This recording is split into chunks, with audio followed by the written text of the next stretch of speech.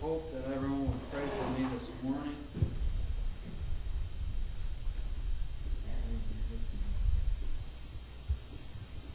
Don't know what the case will be with me today, and Lord, do blessing. seemed like all morning I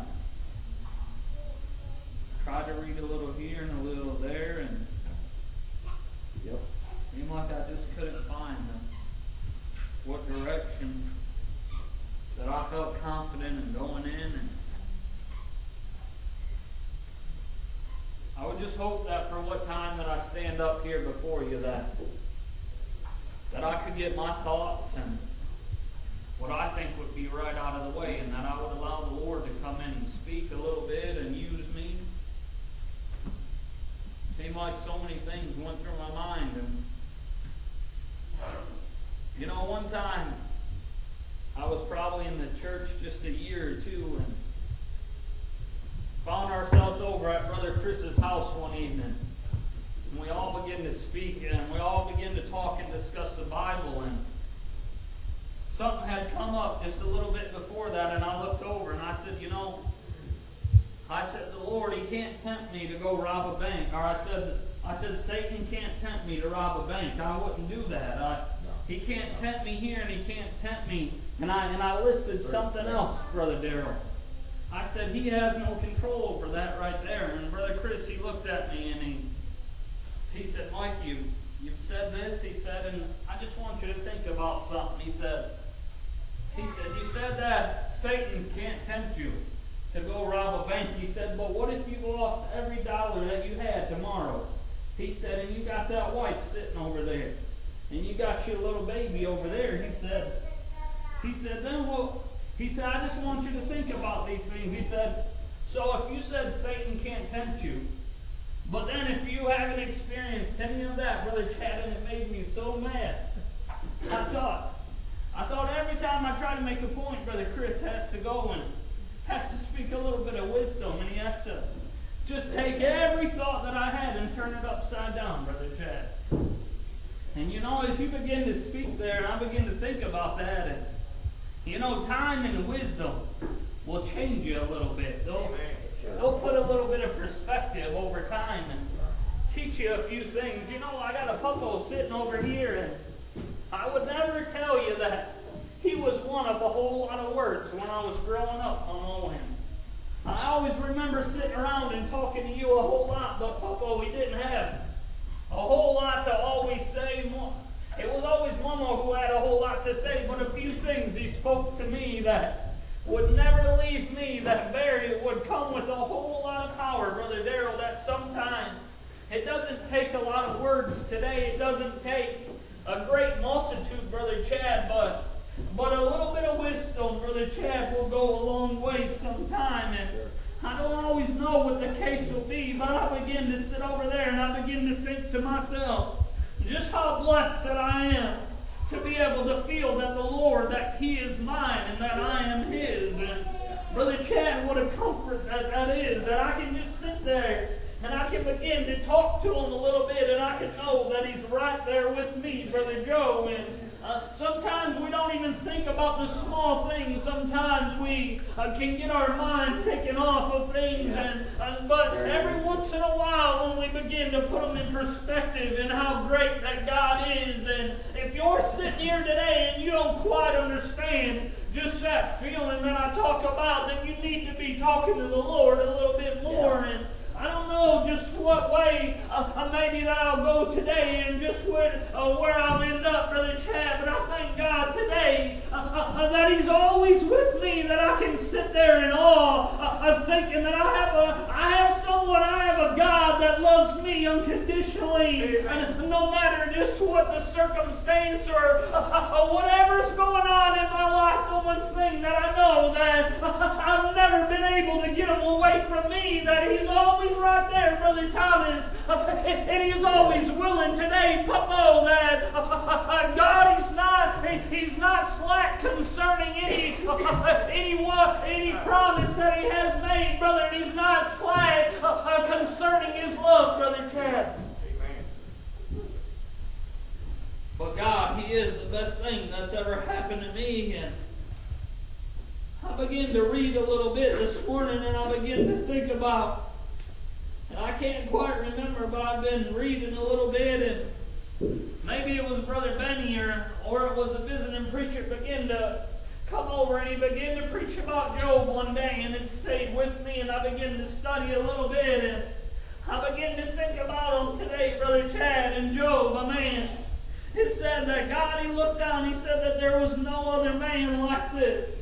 There was no man at that time that this man he loved and always looked after God. And I said, have you considered him, that there is no other man like him? And it said that Satan began, he told him, he said, have you considered my servant Job? And he began, brother, to try to tempt him and begin to try to do everything he had, so much so that most everyone knows the story, and all the great riches that he had, all the many sheep and all the many oxen, brother. One day as he sat there, a servant come in, and he said, all your sheep's been taken, and only I am left here. And brother, right behind him, another one, Brother Thomas came, and another thereafter, until everything that he had worked for was gone, and even his children all gathered in. Brother Chad, even a servant come in, and it said that the winds began to blow, and it smited the four corners of the house, and it fell on him, and all your children are gone,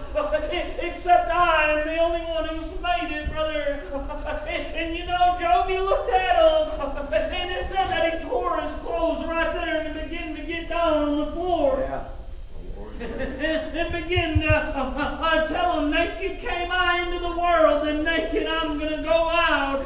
He said, the Lord, He giveth, and the Lord, He taketh. And right after that, he said, but blessed is the name of the Lord. And he said in Job, he never even sinned right there through all those things. And brethren, even friends begin to come and try to tell him, even his very companion come in and try to convince him, why are you still looking to the Lord? Why aren't you cursing this man who's taken everything, even his body began? God give him power. You go and you can touch him, but you do not take his very life. And even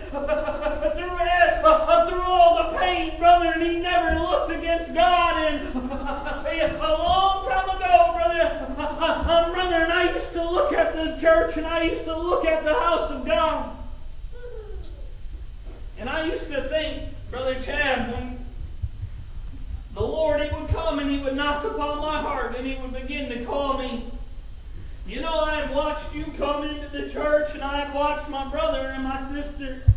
I had watched Sister Crystal come into the church, and brother and I ran just as hard as I could run the other way, and I thought I'm going to show this world how tough I am, Papa. I'm going to show them.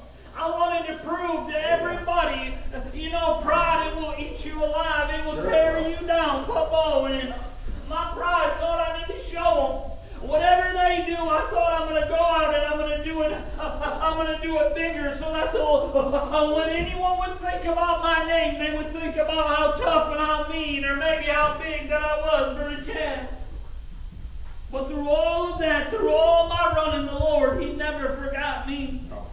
The Lord, He never left me, Brother Chad, and He would knock upon my heart sometimes, and He would tell me, Mike, what are you doing? Why are you going down that road? And Papa, I would think to myself, I'm not ready yet. I'm out here, and I'm trying to live my life, and I'm out here trying to have a little fun, and I would think that I had to give all these things up. I would have to quit doing all of them. And that's kind of how I looked at the church, but brother, in God, He will get your attention whether you're ready to hear it or not. He knows your very thoughts. He knows your very desires. He knows your very needs better than we know them ourselves, Brother Chad. He knows just what we stand in need of, and every so often everyone's heard me preach it, and you know, I would just get down and I would pray, Lord, I love what I'm doing, God, but I'm afraid that if I die, I know that I'm going to go to hell. would you just send something my way? Yeah.